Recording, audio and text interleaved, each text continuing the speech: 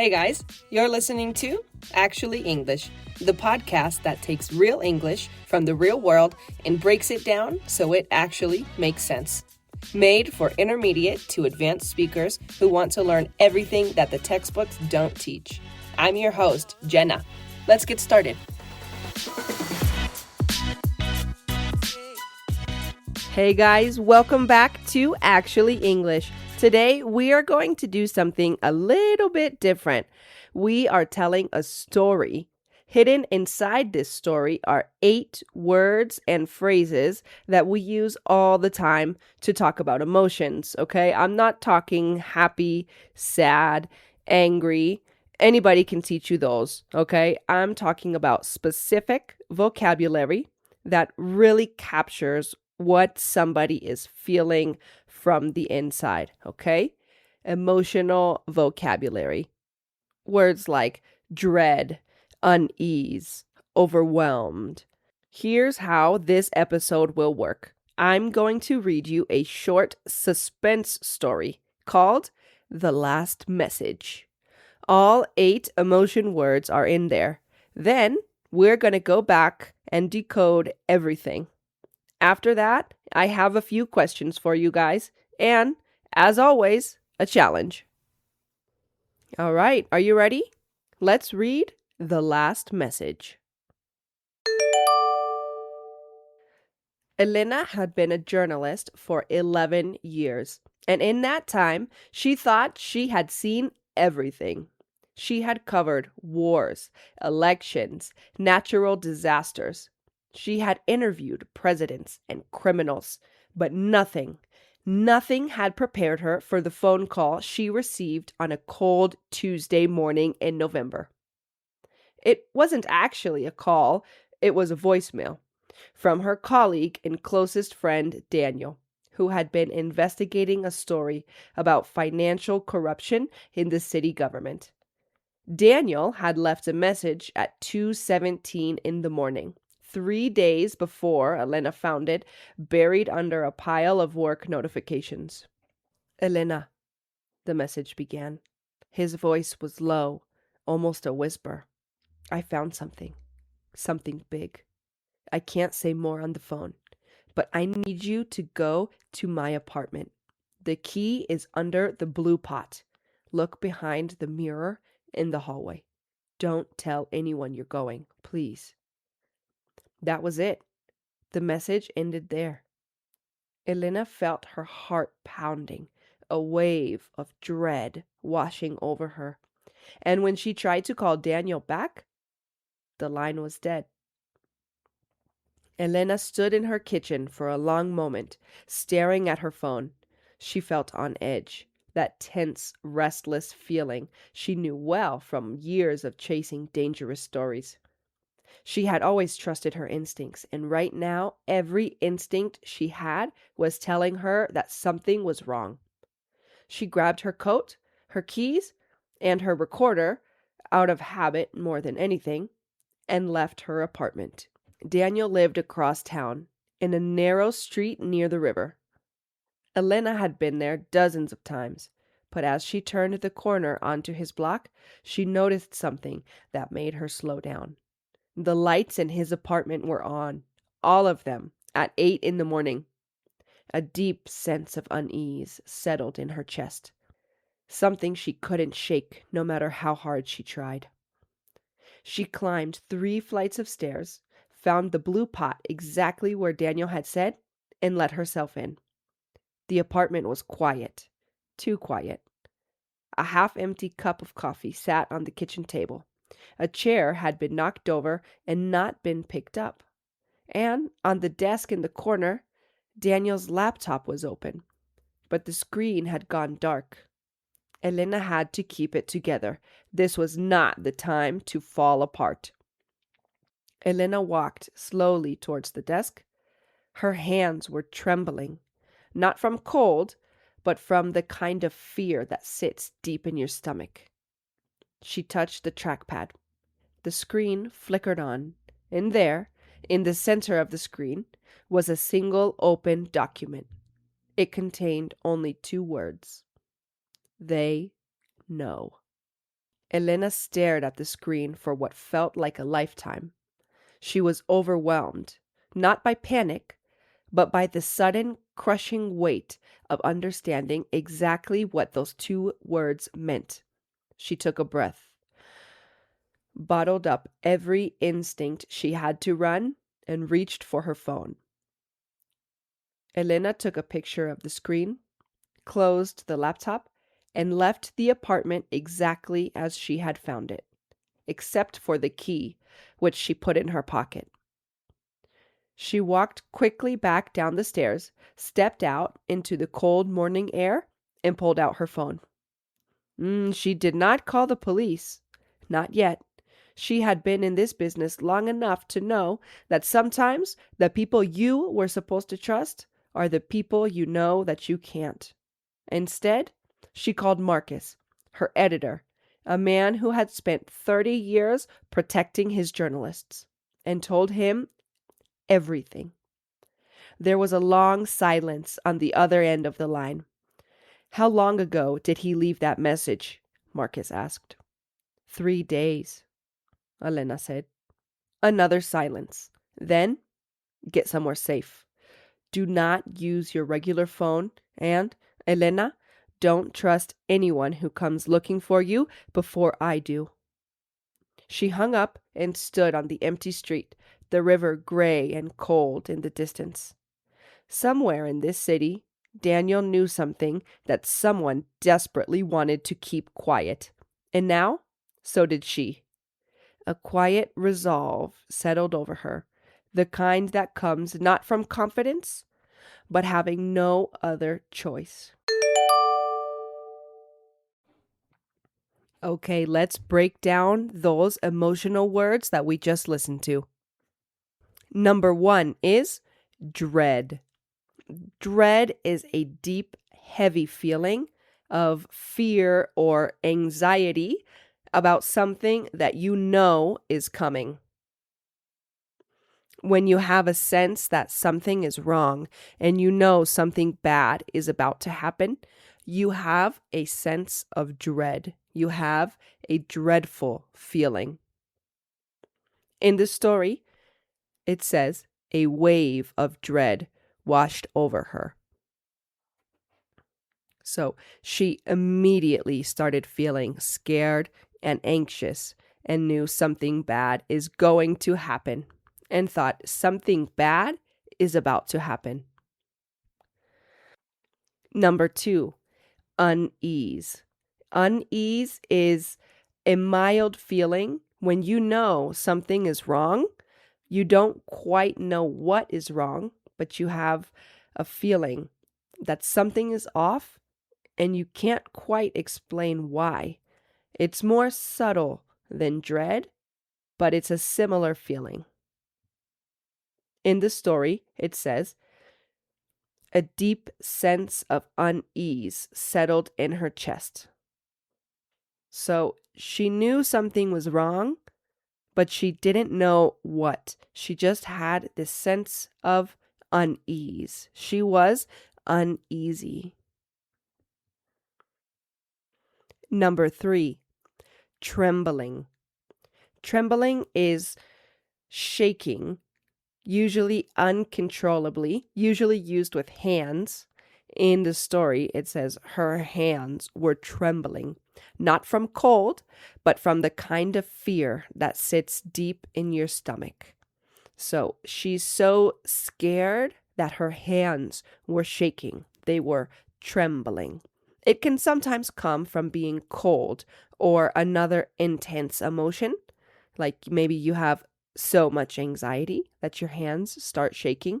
They start trembling. You can also use this to refer to somebody's voice when they have a very shaky voice because they're nervous, typically, or very scared. You can say that their voice is trembling. Overwhelmed. You feel overwhelmed when an emotion or a situation is so intense that you can't handle it anymore. You can't process anymore. When you're so stressed out, you are typically overwhelmed.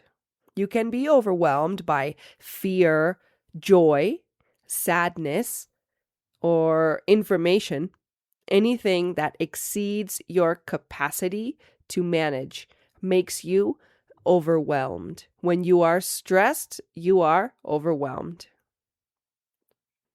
Number 5, on edge. To be on edge is to feel tense, anxious, unable to relax. You are nervous and probably a little bit alert. You're okay, but you're close to not being okay. You're a little bit anxious. In the story, it says she felt on edge, that tense, restless feeling she knew well from years of chasing dangerous stories. Number 6, keep it together. When you keep it together, you maintain emotional control in a stressful or upsetting situation. You stop yourself from breaking down, panicking, or crying. When you have the urge to do these things, break down or cry or panic, but you don't, you keep it together. In the story, it says Elena had to keep it together. This was not the time to fall apart. Number 7, fall apart. This phrasal verb means to lose emotional control, to break down or cry or stop being able to function because of your emotions. This is the exact opposite of keep it together. You can only keep it together so long until you fall apart. Get it? In the story, it says this was not the time to fall apart, right? She was in a situation where she needed to be clear and coherent and keep it together. She could not fall apart. Number 8, bottle up. To suppress or to hold in your emotions. To keep your feelings inside instead of expressing them. Imagine if you shake up a bottle of Coca-Cola. Obviously, the gas builds up and it wants to come out, but it stays bottled up inside. It's not escaping. That's what you do with your emotions when you bottle them up. Note, this kind of has a negative connotation because it implies that you should be talking about something, you should be opening up, but instead, you're keeping all of those emotions inside, bottled up. In the story, it says she bottled up every instinct she had to run and reached for her phone. Okay, so instead of running away, she fought that feeling and grabbed her phone. Here is a bonus word. This one is resolve, but careful. It does not mean to make a solution or give a solution or fix something. It does, but in this context, it means something else, something a lot of English teachers don't teach.